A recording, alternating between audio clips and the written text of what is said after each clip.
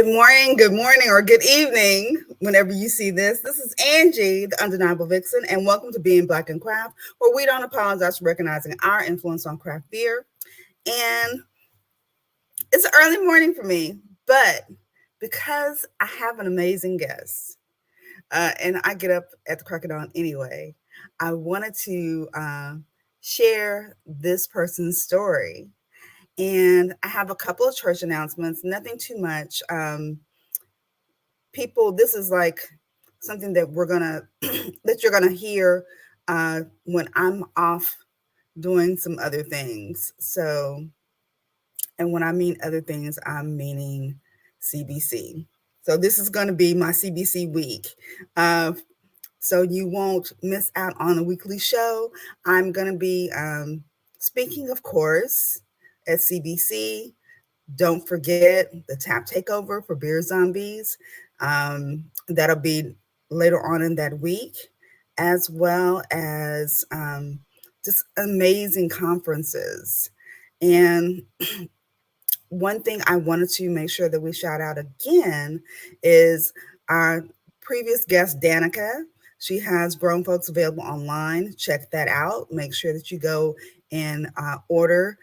Everything is in a variety pack.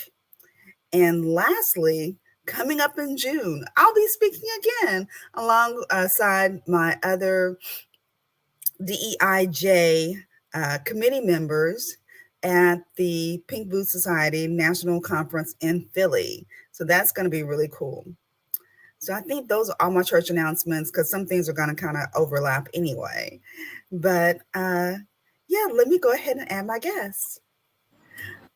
Good afternoon, Robert. How are you? Good afternoon. I'm doing great.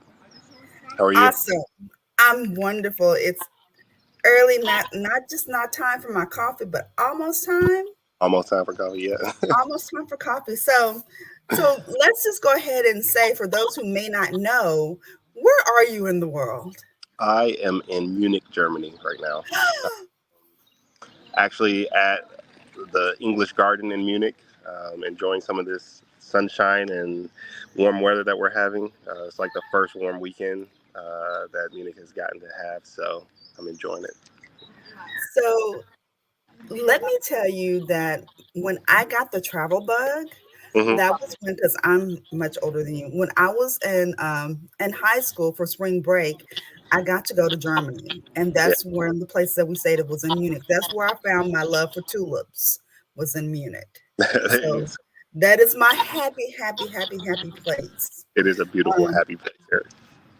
so since I'm not sipping on anything, tell me what you're sipping on right now. I am sipping on a very classic Augustina Brau Helles from Munich. So, one of the things I tell people all the time, beer is cheaper than water in Germany. And so it's better to hydrate with a beer than water because it's cheaper, at least for your wallet. So that's what I'm Isn't drinking, that Helles right now. crazy? I know, it is crazy. That's crazy. So um, I'm trying to think, because I think that you hail from Georgia, from Augusta, Georgia. Well, That's I'm from why. Atlanta. I live in Augusta now, Okay. but I'm from Atlanta. Yeah.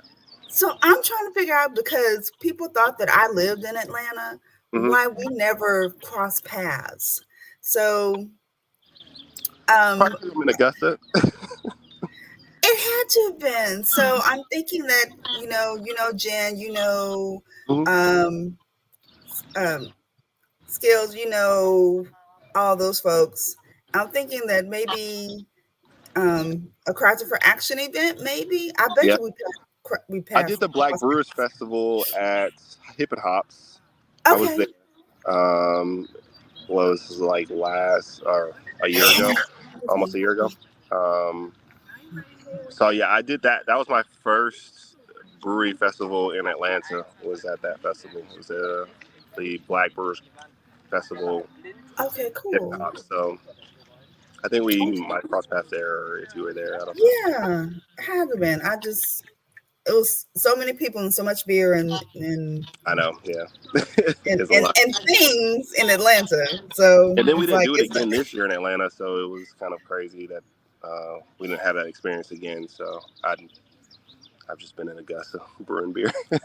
Okay, okay, okay. So you're probably also is William is his home William, William, I'm thinking I want to say Homeboys Brewery. I watch home. There we go. I Down home haven't. brewery. I do know who that is, and I've heard of him, but I haven't met them yet. Okay, okay. Well, I need to. he stay in the air, so you'll meet him soon, I'm sure. Okay. Yeah, yeah, yeah, So yeah. tell me, I want to find out some more about what you're doing in Germany, but tell me more about Tap Speed. Um, how did that come about? Tap How 33. did you, yeah, oh, 33. I don't know. I want to put Tap Speed, but Tap Tap 33. 33. Yeah. So, Yeah. It's. I mean, it came about kind of organically. Started with my travel bug. I came to Germany when I was in the military and fell in love. Well, actually, went to the Czech Republic and went to Pilsner Urquell's brewery as well, and fell mm, in love with beer at that moment. And I came back to the States and um, always wanted to try to recreate making beer. And I became a home brewer and started okay. learning how to make beer. Fell in love with it and the passion and the art and the science and everything that goes along with it. Just fell in love with that and decided that I wanted to try to open up my own brewery. At that time, Augusta didn't have any breweries, and so I Mhm. thought it would be a great opportunity to open up a brewery. At that time, Georgia didn't have any black brewery owners at that time either, and so I realized that there was a lot of potential there for introducing our culture into the craft movement, and then also being able to kind of do my own thing. And so I started getting good at making beer from a homebrewer perspective.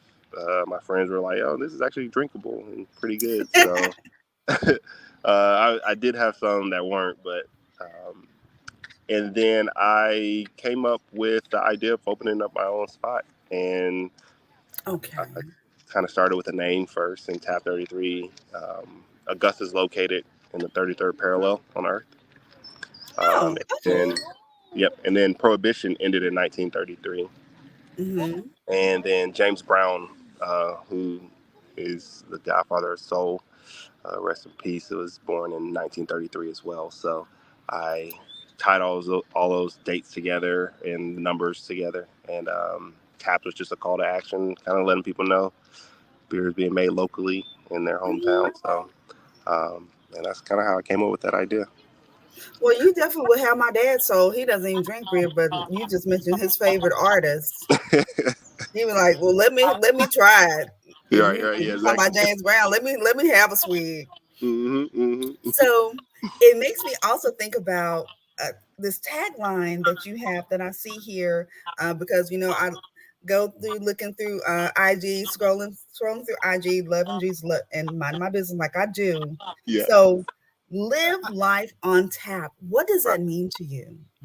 Oh man. So for me, I came up with that because when you tap a beer and it comes through the tap on the draft, it's happiness, it's fun, it's an experience, it's joy. There's so many things that you can equate to the tapping of a beer and it flowing out of the tap. And so, Live Life on Tap was kind of my own idea of like opening your own inner tap inside yourself and opening up yourself to enjoying what life has to bring and experiencing it in every shape and form. And so throughout my journeys and throughout my travels, it's always been one of those things where I try to open myself up to my environment and to the surroundings and allow myself to experience to the utmost of what life has to offer. And I think beer does that too. So That's awesome. That's a wonderful thing. So, I know that you have some merch. Do you have that on a t-shirt, or is that just your tagline that you usually that's do? just my tagline. Yeah, I don't have it on Okay, t-shirt. okay, I okay, need I okay. need to put up something, huh? Yeah, yeah, because I think it's a great story, uh, because we need something that's positive, because we think about well, drinking beer is a wonderful thing, but then there's also the naysayers that say, "Oh, well, you're," especially being in the brewer industry, you always drinking. You Hmm. always, but it's not just that. It's also the community Hmm. that's Yeah, that's important there. and that's, you don't get that until you travel. Sometimes, like, you come to somewhere like Germany, and it's, yeah, everybody's drinking, but you see that they're drinking with a purpose of community. It's not just to get drunk or to get messed up. It's like, no, this is a Right, social beverage that is meant to be consumed in a social setting, with your friends and loved ones and family, or people, even people you don't know. So I think we have a different idea or understanding or relationship with it that we shouldn't have in America, and then even within the Black community.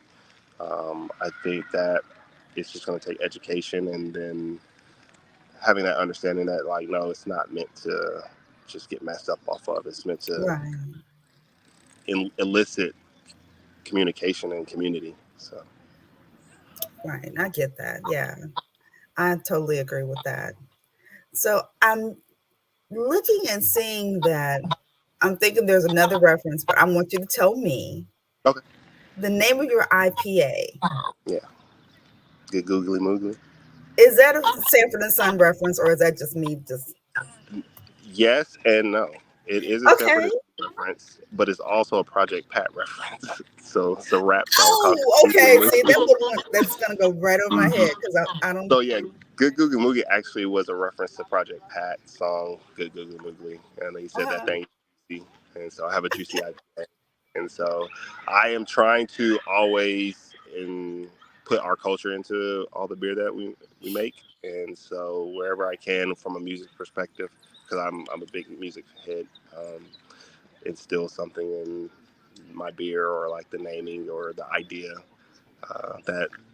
And the funny thing about Good Googly Moogly is that, like, being in Augusta, it's a Project Pat reference and a Sanford and Son reference, but I'll get like old white ladies being like, "Can I get Good Googly Moogly? I just like saying the name." And I'm like, "Yeah." And they're like, "Where's it from?" And they're like, "It's from a rapper named Project Pat." And they're like, "I need to listen to this song." I'm like, go ahead. I'll play It's it really right now. yeah, So okay, so is Good Googly Moogly, is that your like flagship beer? And what yeah. other okay, so what other beers do you have on tap? So right now it's just Good Googly Moogly. I am Okay. contract brewing through Savannah River Brewing Company, which is the company that I work for as a brewer.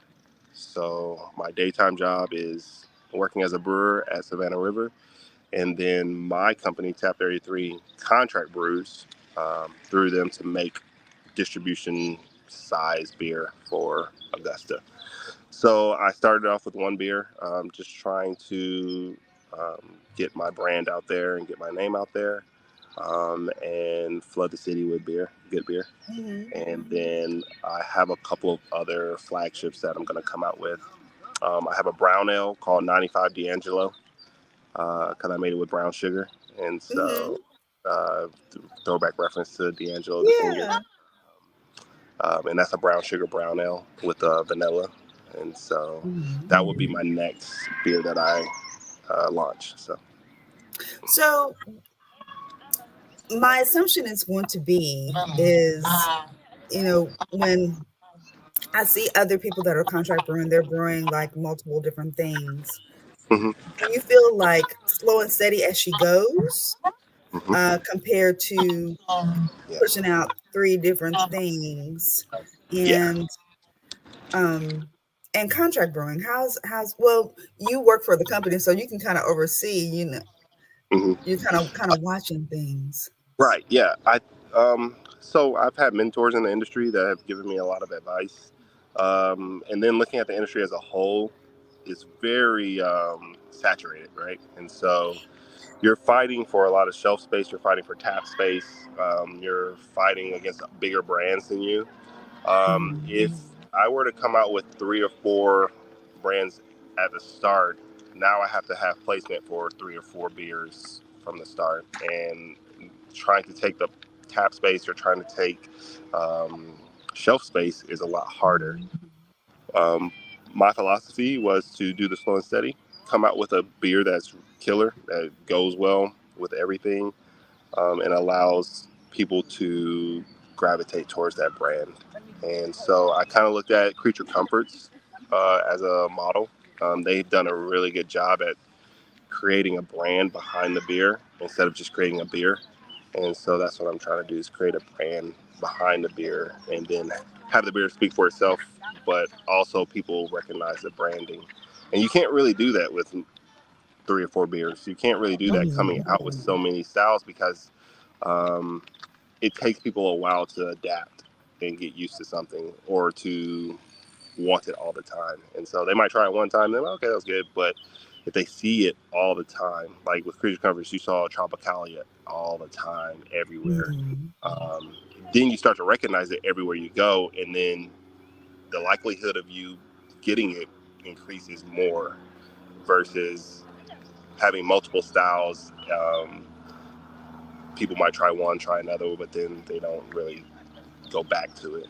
And so my philosophy was like flood my city with some good beer, get the name out there, get the brand out there, and allow the people in my city of Augusta to be proud of a beer, and then organically spread from there.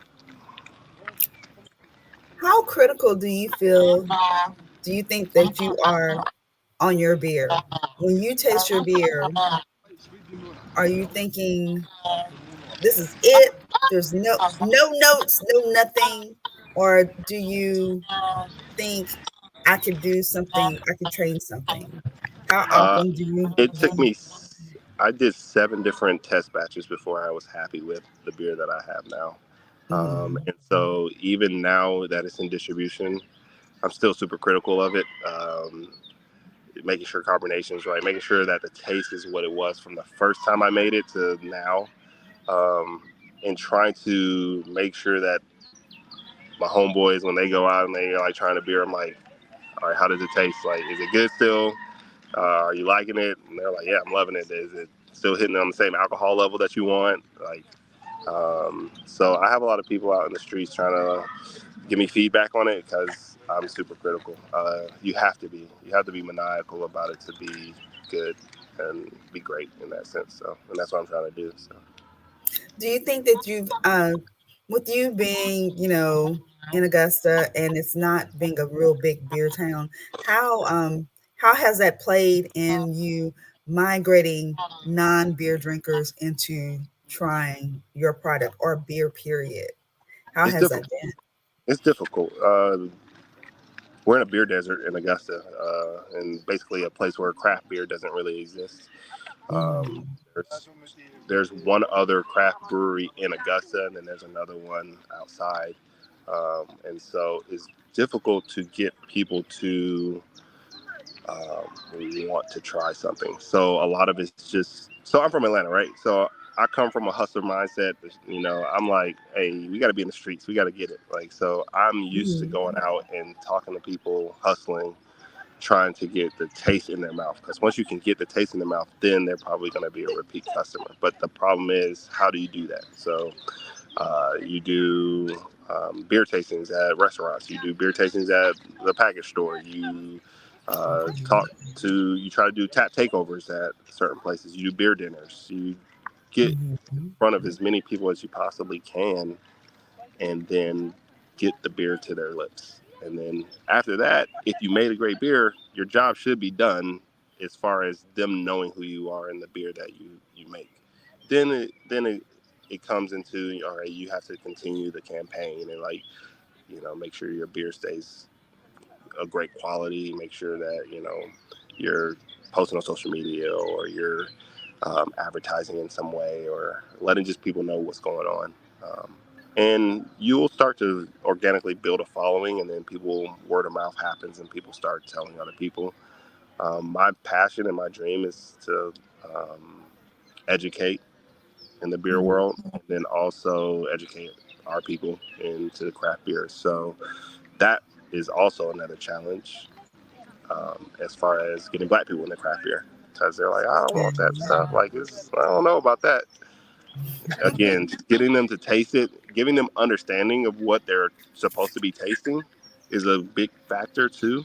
Because a lot of times with craft beer, or people that don't drink craft beer, they don't know from lack of education, so they're scared, or and Mhm. not scared like they're like scary or anything like that, but they're just like they're not used to it. So Right. educating them, saying, "Hey, you're gonna taste pineapple, mango, and orange, or lemon and citrus, or you're gonna I taste like it's gonna that. be a little bit bitter, or you're gonna be this." Like, yeah, Mhm. they're gonna, oh, I like that kind of stuff, and then you're like, "Do you taste it?" And they're like, "I do taste it," and so it gets the palate educated, and with anything as a human, like sensory, we have to educate our palate, and so it's, Mhm. that's the goal. I definitely now I am one that was on Team No IPA for Exactly. years. Hmm. And only because I wanted to be a beer judge, I was like, I'm gonna have to learn how to drink this shit. I don't know. Yep. Yep. And I finally found something that I liked, but Okay.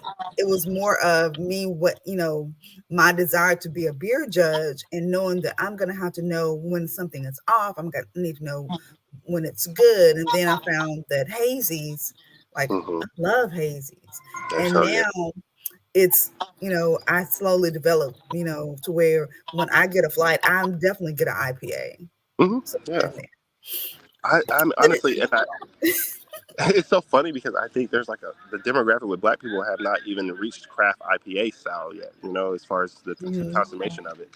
So it's interesting to me that like we were saying, like we're in a downturn of the craft industry when there's like demographics of people that haven't even been touched yet as far as beer. So it's like well, well, y'all that's not even. because that's because they're not thinking about the the demographic as far as who is drinking it, which now Hmm. is BIPOC. It's Hmm. Black Indigenous women of color that are drinking beer Yeah. head over Yeah. fist, Yeah. and they're not thinking about that. They're thinking of the lumberjack dudes Right. Yeah. and nothing else, Yeah. Yeah, exactly. and And they're so missing out. they are, and that's where I feel like I'm trying to understand and try to educate and try to get that beer to the lips of Black women, Black people, because it's just a demographic that hasn't really been attracted to the craft yet. And once Mhm. they're there, and Black people love flavor. We love like we everything we do is flavorful. You know what I mean? Like from our music Right. to our food to everything. Our style of dress. Like I'm over here in Germany and everybody's wearing Air Force Ones. I'm like walking around thinking like that's Black people. That's Mhm. our culture Mhm. influencing the world. Right. We can do that in beer too, and Absolutely. that's my goal is to do that in beer. Because I look at it in the sense that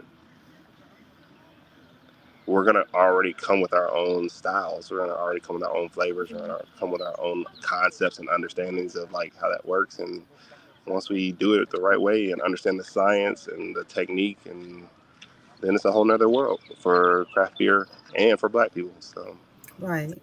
I'm I excited about totally that. agree with It's that. like I really totally excited. agree with that. Yeah. So, It's, so let me go ahead and segue because I'm thinking that you said that you work for a company and you're in Germany. I'm thinking there's not too many companies that will allow you to no. go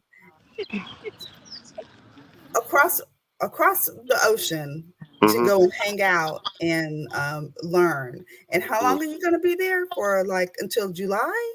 I'll be here till July. Yes, I Yeah. am in So school. yeah, I was thinking, tell us how you got there Yeah. and what you're doing. Yeah, of course. I applied for the Michael Jackson Foundation Scholarship. It is a scholarship that's headed by Garrett Oliver, who is a prominent force in the beer industry.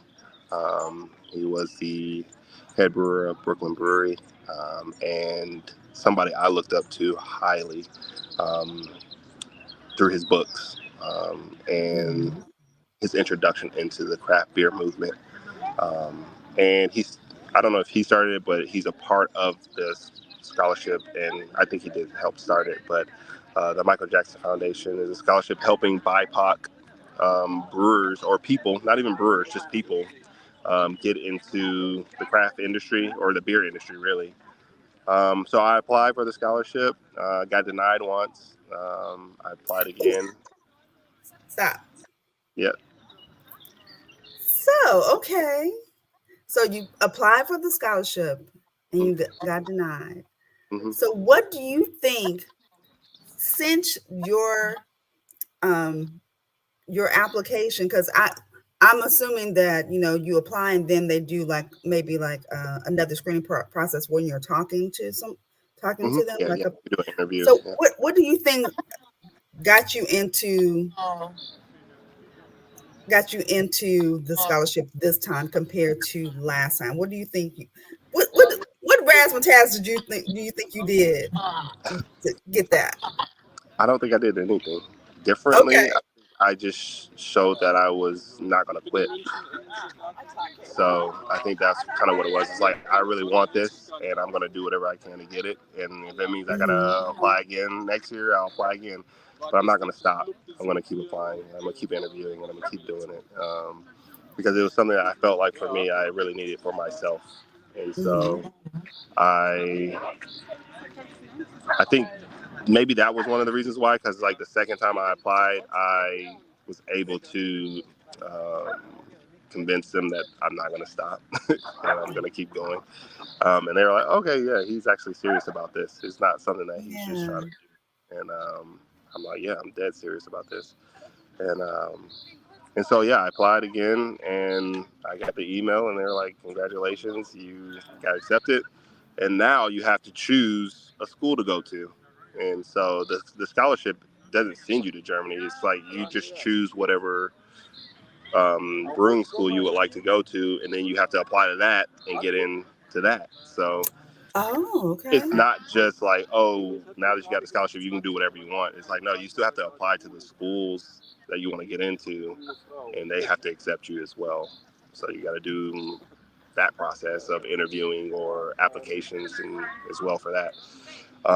And so um, I did the Siebel Institute World Brewing Academy, Hmm. and that was the one that I felt was best for me because it would make me a master brewer in the industry, and I was Hmm. able to do 6 weeks in Chicago and then do the rest of the class here in Germany. And so Nice. yeah, I felt like that was like just the best way of me getting a world experience. I've already been to Germany, like I said, by the military, but I knew Germans know how to make beer, like they do, like they perfected it, Hmm. right? So what better place to go learn than in the place where they perfected making beer? And so that's why I chose this program, and I felt like it was going to be the best for my experience and education. So yeah. Okay. So you do the Michael Jackson Foundation, you get accepted, then you have to apply for the school, but as far as room and board and getting there is all on you. Yes. So room and board is on me. Getting Mhm. here, they paid for the school within the actual school. They paid for our flight here and back. Okay. Well, that's So yeah, nice. that's included. Yeah, that's nice. Yeah. Yeah. But room and board in Chicago, room and board here is all on me. And so yeah, it's out of pocket. So yeah, you're taking a sacrifice. Yeah, it's Okay. sacrificing money, time. You're away from your friends, your family. But I feel like this is like the moments that make people great. You know, these are the Yeah. times that these are the things that people do to get to that next level. And so I looked at that and I realized I have to, if I want to be recognized in the industry as somebody that is serious, I need to do the things I need to do to put myself in the positions to get to that level. And I feel like this is one of those time periods. So, Yeah. So I know that you're away from home and you're in the South. So what food are you missing when you oh my get off the goodness. plane? Man, What's the first thing you're gonna grab? yeah, Waffle House all day. and some hot wings. Yeah, yeah, Yeah, man, I'm from Atlanta, so like hot wings and Waffle House is where it's at. So for me, yeah. Okay. I miss the hot wings for sure, and I definitely miss Waffle House. Uh, I think yeah, that's the biggest one. I mean, I like German food, but there's only so much that I can eat, Mhm. and then I'm like, Right. man, I need some home food, you know. Yeah, Um, yeah, yeah. but like I said, I grew up in Atlanta, and Waffle House was that thing. So at least for me. Right. I get that. I get that. I can just imagine. I mean, you've been there for a minute, so Yeah, uh yeah. And the food is amazing. Like, but that's also another part of the craft beer industry, right? It's like, or the craft beer. You're a lot of times we look at drinking as a part of like, oh, I'm just drinking, but no, it's supposed to be with food a lot of times. And so, mhm. having experiences where you're having a beer is supposed to go with the food that you're eating creates a whole new experience. And so, being here, I get that experience because I'm drinking the beer that this place makes with the food that they make, and then it gives me an understanding of like, okay, well, this is why they made this beer to go with this food, or this is why this food is made to go with this beer, or this is why this beer garden is here to create the social aspect of beer Mhm. drinking and eating, and community and socializing. So um, I think if we could like really understand that, we would get to a better place as far as the craft beer and black people. It's not just meant to get a six pack, go home and drink it. It's meant to socialize with people. Yeah, I definitely think that having those beer pairings with food, um, and having a story behind it because we have such rich stories. Another callback to Jen at Christopher actually also has her beer dinners, and she Hmm. has a historian that comes and talks about that part of town that we were in, Right, how it was established. And I think those stories, as well as having that sip and a curated meal, right. is really, really can really, really be amazing. So Oh, I'm assuming that your creative juices are flowing, and you are thinking about when you get home, no, I you can't know wait. what you're gonna do. Oh yeah, I Um, can't wait. This is like the best thing to do is like get those sensory inputs and then just like have all these different inputs and be able to be like, okay, this is something I can influence back home, or this is something I can do and like create mhm, back there and like show people like, oh wow, like how did you do this? I was like, oh, I was over here and I had it this one time and now I'm bringing it back, kind of thing. And I mean, that's kind of how the world has always worked. But with beer, it's just one of those things where, especially in Augusta, but even just in the South, it's just like we're so behind the time, and mhm. and it's okay. Like it's not a bad thing. It's more of an opportunity in my mind. But uh, I'm excited about trying to influence that in some way. So So how far is Atlanta to Augusta? 2 hours, two Oh, hours that's east. far. Yeah, that's not Okay. far. That's not far. It's 2 hours. I literally do that all the time. 2 hours straight too. Just I-20. 2 hours. You there. Maybe I Well, can do it probably in like an hour 30, honestly. I was thinking about going, because I'm still thinking about the beer desert, and I'm thinking, oh, I'm thinking in my head, apparently they just go up the street and go to Atlanta. And see, I have no sensory of it because I'm in Texas, so everything is to go Far. to my parents' house is 40 minutes. Yeah, yeah, yeah. So So, it's 2 hours away, but Augusta's actually in a great location because Augusta is 2 hours from Atlanta, it's 2 hours from Charlotte, it's like 4 hours from um, Jacksonville, it's like an hour from Columbia, South Carolina. It's so centrally, it's a beautiful location because you're close to other big cities without having to be in those big cities, right? mhm. Um, and then you can get anywhere in a couple hours. And Charlotte has a fantastic beer Oh, scene. It's fantastic yes, there. I mean, goodness gracious. yes, Atlanta's starting to come up with their beer scene, and they're doing really good stuff with the craft beer. But you have Asheville, which is 2 hours amazing. from Augusta. So Augusta is located in a pretty great location, excuse me. But for some reason, I don't know, like they just they don't we don't have a big craft beer there scene there, but that'll change. And we're located on I-20, so it's like you have so many people going through the city. It doesn't. I don't know. I don't. It doesn't make sense to me. But my goal is to change that in some way. So Absolutely. Yeah, I mean, you could be that in between going somewhere. You know what? I need to stop at Tap 33 before I exactly, before I go. go this way or that way. That's a goal. And like I said, I've had some mentors, and then I've met people on this craft beer journey that I'm taking that have really given me some really good advice and understanding, and being able to reach out to them and talk to them and be able to elicit advice and Mhm. education from them has really helped me understand, like, okay, I need to stay where I'm at and not chase like the big city life, or like, oh, I need to move to a city where there's more beer or craft beer movement and stuff like that. It's like, nah, like you can make it happen where you are. Right.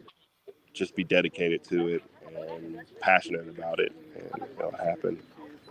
And so that's my goal. You know?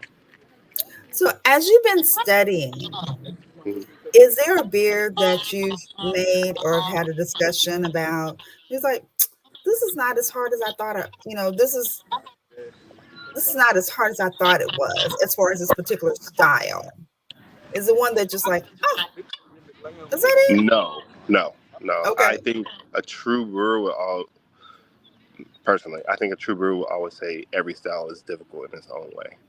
Uh, If it's not difficult in its own way, then you probably don't care enough about it, and you're not trying to make it as best as possible. Um, and I don't mean difficult as in it's like really hard to make. I mean difficult as in you're trying to create the best possible beer of that style, and mm, it should be something that is difficult in the sense that everything should be perfect and line up perfectly that is appropriate to that style. Um, Beer is not hard to make. I think that it takes a lot of understanding and science, but it's not hard to make. Anybody can make beer. You can literally just set out some sugar and it'll ferment, and you can make beer. And malt. You can set out some malt yeast, or don't even set out yeast. Just mm, set out some malt. Allow the yeast to eat it, and you'll get beer. But to make really good beer, it should be a little difficult. It should be something that you're like, this isn't right. Maybe I should do this next time, or maybe I should do that, mm, or maybe I need to figure out my water profile a little bit more. mm, Maybe I need to add these hops instead of those hops, or add this malt instead of that kind of malt. Use this yeast instead of that yeast. And then when you're able, once you do that, then you could drink it and be like, okay, that's exactly what I wanted, or you could be like, that's not what I wanted, and you do it again. mm. Um, so yeah, Yeah. I don't feel like that. Like I said, I think it can be easy to make, and people obviously are doing it. But to make it right, to make it good, I think that's where you see the difference in the brewing industry, and especially in America. And Mm. there's a lot of people that can do it. I mean, they do it right, or they do it good. That's my, Very true. Yeah. and Yeah. so that's my goal. I'm trying to do it right, try to do it good, and make something that I can not only I can be proud of, but other people can be proud of too and enjoy. Because that's what we're here for, to enjoy it. So that's my So goal. there wouldn't be a style that you like, you know what? Um, I'm gonna wait until I'm certain of it. Every style is like As for me. as far as perfecting the style, Yeah, um, or do you just go ahead into the challenge? I definitely go ahead into the challenge for sure because it's all experimenting to me. Mhm. That's the beauty of it. I'm experimenting. I'm trying to figure out, do I know enough to make it good, or even if I don't know enough, I'm still going to experiment. But once I've experimented, I can tell if I know enough that it was good, or if I don't know enough, I need to go back and read and research and Mm-hmm. experiment some more and figure it out. That's where the hard part comes in. It's like, yeah, I can make beer, I can make any style, but is it good at the end of the day, or did I hit what I was trying to hit when I made it the first time? And like, no, I did it, and so I'll go back and try to figure out why I didn't hit that mark. Mm-hmm. And I work I don't know. I work backwards when I make beer. I work from a Okay. mindset of like what I want to taste and how do I want to taste it. Like if I say, okay, like for example, I said, hey, I want to make a brown sugar brown ale. I know in my mind what I want to taste when I say that, like a brown sugar brown ale. I know what I want it to taste like. So then I work backwards and figure out, all right, how can I get to that taste from the ingredients that I'm presented with? The different type of malts, what kind of yeast will give me that? What kind of hops will give me that? What kind of adjuncts are going to give me that? If I add brown sugar, how much brown sugar should I add? If I add vanilla, how much vanilla should I add? Because I have the taste in my mind, I just don't know how to make it yet. And so then I experiment and then I start creating. And I make it. All right, I didn't hit it. Maybe too much vanilla, or maybe too much brown sugar, or not enough of this kind of malt. Go back, do it again. And so I perfected and I experiment, and then once I get the beer to where like that was the taste that I had in my mind when I said the idea, then I know it's available and it's something that I might want to give out to other people. So So are you excuse me. So I know Project Pat was good Googly Moogly, and then the brown mm-hmm. sugar is gonna be uh D'Angelo. So 95 the are you playing those? You play are during the process when you're actually oh brewing beer, yeah what are you playing? Are you oh is it yeah hyped up?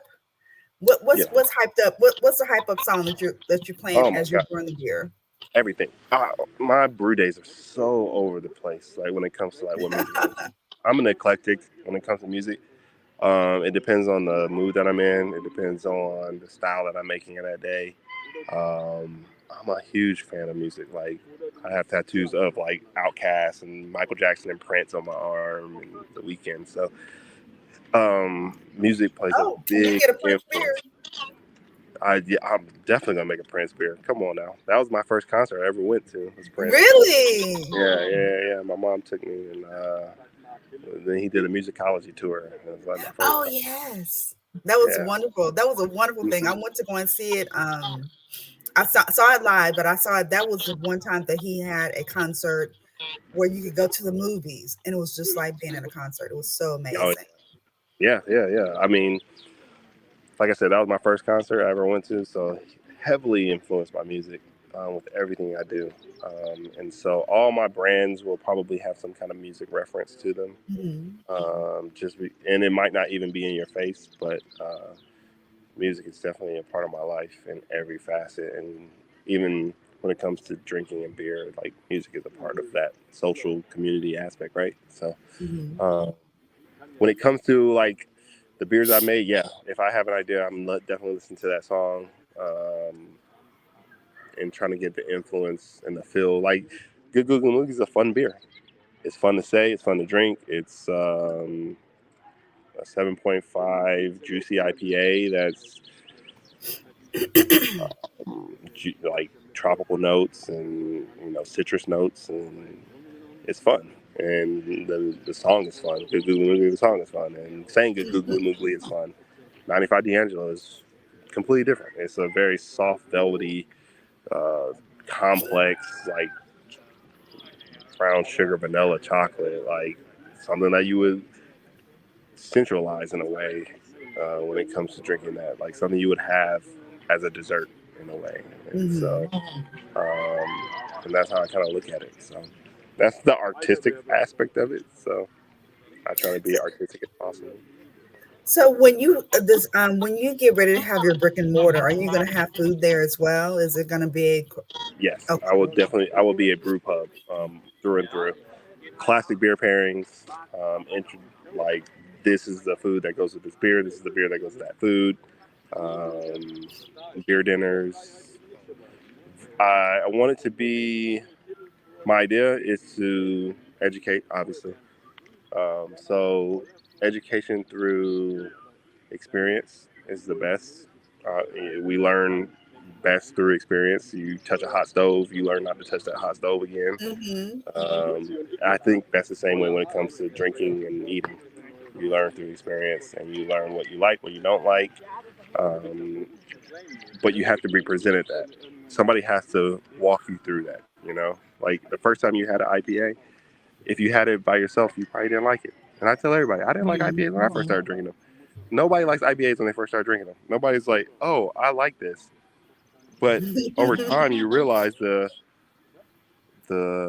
education from somebody else, a friend, or you had to learn IPAs through wanting to judge beer, but you had to Mhm. educate yourself. That's with everything, and so Tap 33 will be a place where we educate people on beer and food and create experiences through that. Like that's my goal. I've been to places where I've had that experience created, and I'm like, that's how you do it. Cool. So, outside of Germany, is there anywhere else that you would like to go and do any type of education Outside of Germany, would there be any other place I would like to go? or Um, even taste beer?